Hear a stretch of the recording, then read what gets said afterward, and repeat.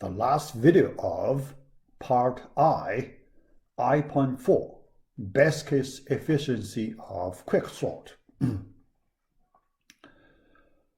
We just finished the worst case efficiency of Quicksort. It is pretty easy to do the analysis. So this one a little harder, but still, because we have learned the method, we will use the recursion tree before, so we can easily apply it to get the answer. Yeah. All right, first, let's look at the analysis part. Then we will look at the improvement part, and I will connect it to project number 2. Yeah. All right, study the best case. First, we need to know under what situation we will have the best case. Yeah. So it's very easy based on the experience we have so far. Yeah, we have already a lot of experience at this point. We know, based on the balancing principle, the best case should correspond to the most balanced partition. Most balanced partition. So what do you mean, the most balanced? Two subarrays have the equal size or almost equal size. So that's the most balanced partition. Yeah. From this diagram, if we take out that P, the remaining elements we split into two subarrays. And when we split, we want these two have almost equal number of elements. Yeah. So here you can see if the total number of elements n, each subarray, the size approximately 1/2 of n. Yeah. 1/2 of n. That's the most balanced split. Yeah. Based on that, we can derive recurrence relation easily. Yeah. Initial condition, when there is one element, no comparison. When there are two elements, one comparison. Okay? Other than that, now the recurrence relation, T of n, the number of comparisons to sort whole array using the Quicksort. We can split it to two subproblems. Each subproblem, the number of comparisons, T of n over 2. Okay, yeah, 2 times T of n over 2. Then there is a partitioning step. Partitioning step. Yeah. Yeah. We know we need to use approximate n comparisons, right? n minus 1 approximate n comparisons. Yeah. But we have certain number of swaps, right? Yeah. So if we put them together, we can use big theta of n to describe the partitioning cost. The partitioning cost, big theta of n. Yeah. And in our analysis, when we see this big theta, we can use some constant c to, describe this term, Cn. Yeah. Replace that big theta notation, because that is an asymptotic notation. The asymptotic notation basically gives us some description, right? Description of the category of the functions. But when we do calculation, so we like to replace the asymptotic notation by some specific math expression. Yeah. So then we can do rigorous calculation. All right. So now, let's do that part. construct recursion tree to estimate the total cost for T of n. Yeah. All right. So we need to record recursion tree structure. How do we build it? Right? How do we build it? Yeah. We start from the root. Right? Yeah.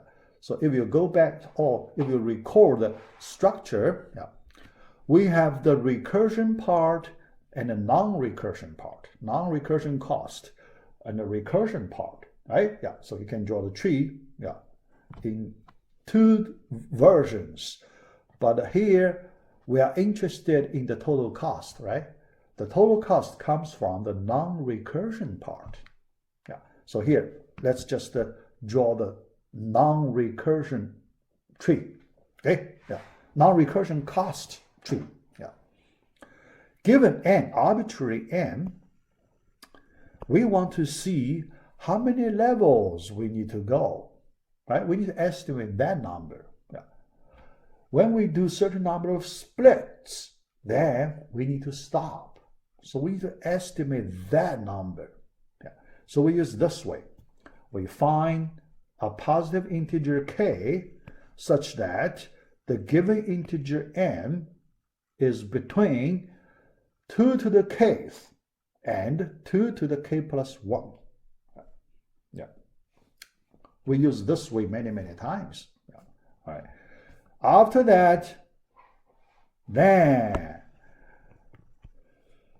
when we do the split, every time when we do the split, each subarray size is reduced by half. So n over 2, n over power of 2. Yeah. So the last split, n over 2 to the k plus 1. And that number is between 1/2 and 1. We know we should stop. Right? Yeah. Because we already have only at most one element. That means no further split anymore. So we should stop. Okay? So this tells us how many levels we should have before we stop. Yeah. Yeah. So you can see approximately k, right? Yeah. K plus 1, k plus 2, but approximately k. Yeah.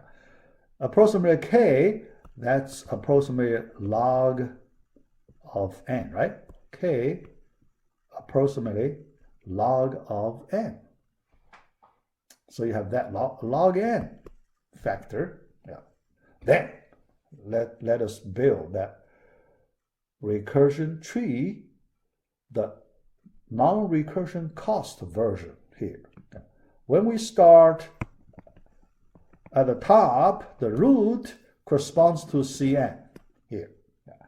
Every time when we go one level down, the non-recursion cost divided by 2. Right? Yeah, because the size becomes 1/2 of the previous size. So the non-recursion cost also reduced by 1/2. Okay? Another time, right? But you can see each level, if the two numbers adding together, you have Cn. Okay? This level, 4 numbers adding together, total, also Cn. Okay? So you can see each level, the non-recursion cost is the same Cn. How many levels do you have? Log n levels. Accumulate all these levels, so the final cost estimate is, you can get the final cost big theta of n log n. Now, that's the best case, n log n. Okay, yeah. Yeah. All right, n log n. Okay, yeah. Yeah. After that, we may like to know the average case efficiency, right? The average case efficiency for the quicksort. Yeah. But to do it, rigorously in math, it is extremely hard. Yeah. So we cannot do it. Yeah. We cannot do it in a very precise way. Yeah. Very hard to describe it in a very precise way. Yeah. But the only thing you need to know, yeah. So the average case, it is pretty close to the best case. Yeah. Because the worst case occurs in a very small probability. So the average case, it is close to nearly balanced. Yeah. Not balanced, but close to balanced. That situation. Yeah. Yeah. So we can get thus. It is also big theta of n log n. Yeah. And when we do empirical analysis, so we can see the average case, very good. Yeah. Comparing with other non-sorting algorithms, this one is the best. Yeah. Or on top. Yeah. On top. Yeah. All right. And next, improvement. Yeah. Improvement. If we want to improve the performance, yeah, we need to explore some possible ideas how to improve it. Yeah. Here, there are two simple ideas. Yeah. And these two ideas, in our project number 2, we will do some experiments.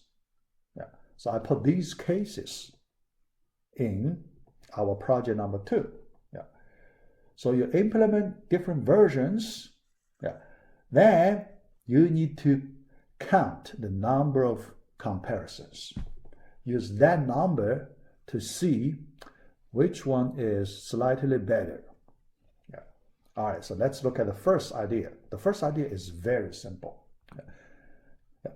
It is called the randomization technique. Do randomization. Yeah. Random pick. Yeah. You pick your partition, your pivot element in a random way. Yeah. Our original version, we just use the last element as the pivot. So we do not pick. Yeah. Because we treat the last element already has some random property,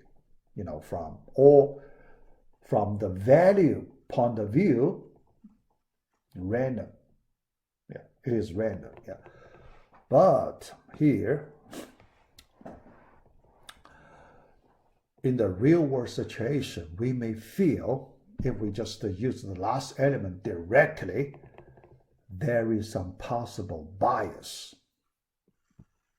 There is possible bias. Why?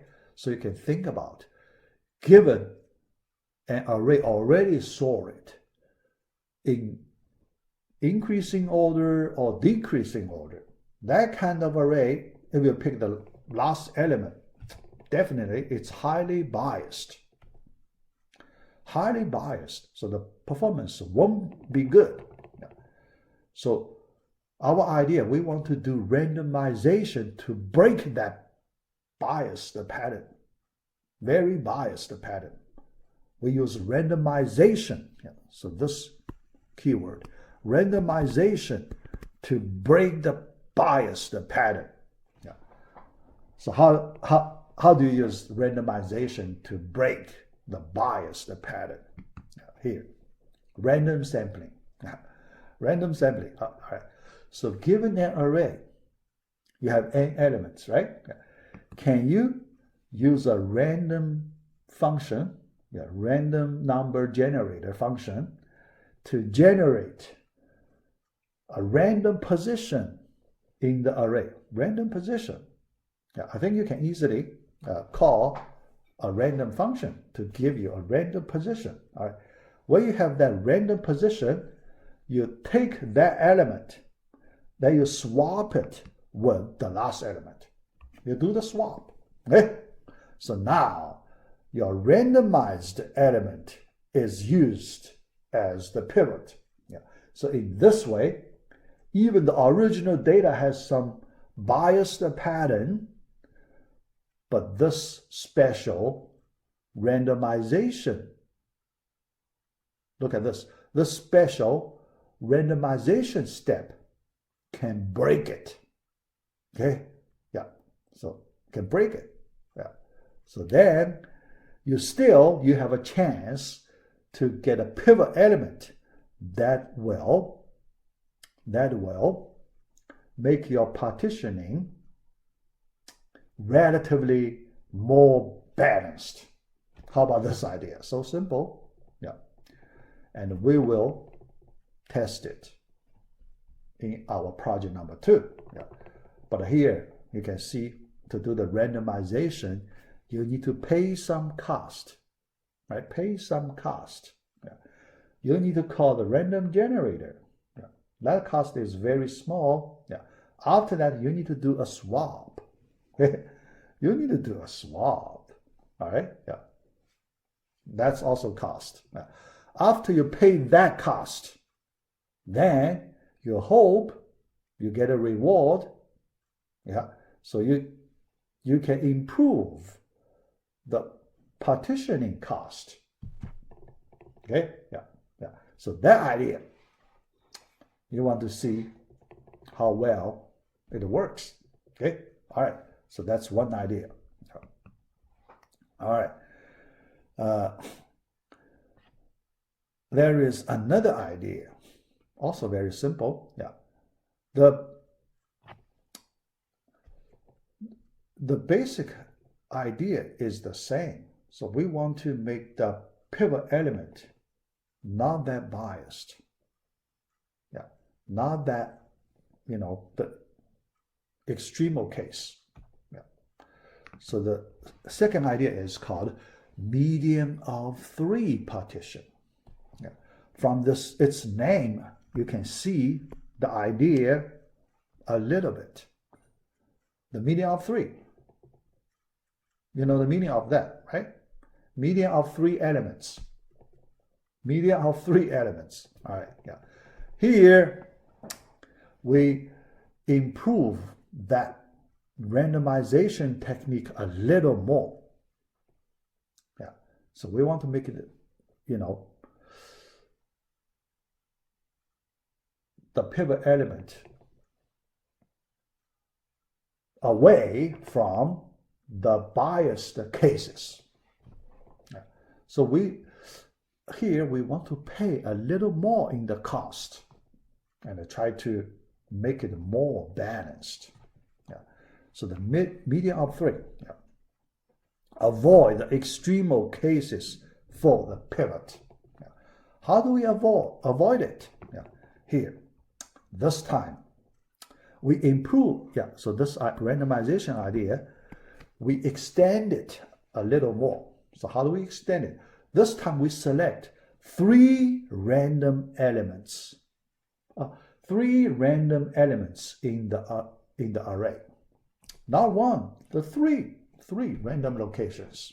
Okay? So after you select the 3 random locations, okay, then can you find the median of 3 elements? The one in the middle. Okay? Not the smallest, not largest, the one in the middle. We know we need to use at the most 3 comparisons to find that. Okay? After you get the median of the 3 element, can you use that as your pivot? So use your median of 3 element as the pivot. So you swap it to the end of the array, that position. Yeah. Then you run the partitioning step. Yeah. So this method, the pivot selection step you need to pay a little more cost. Yeah, you need to pay a little more cost. Yeah. But can you get what you pay back in the partitioning step? Yeah. We don't know. Yeah. Here, it is very hard to argue, right? It is very hard to argue if how much better you can get on the efficiency. Yeah. So that for that reason, we need to do empirical analysis. We need to write our programs to see how well it works. So yeah. All right, so that's the basic idea. Okay, yeah. So and we use our project number 2, so we can try to get a little more understanding on this quicksort. Yeah. All right, yeah. So for the result, we pay a little overhead. Yeah. So we select pivot element. So that is not too bad. Okay, not the extreme cases. Yeah, and we hope that can help us avoid the most unbalanced cases. Yeah. All right.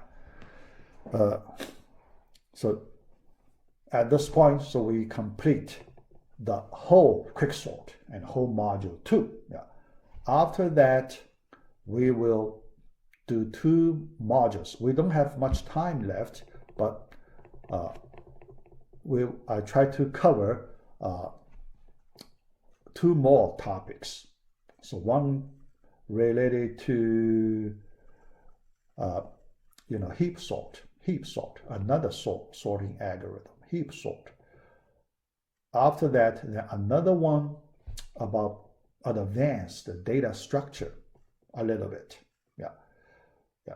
So you try to get a little more knowledge. Remaining 2 more modules. Yeah. All right. So we finish here. Module 4.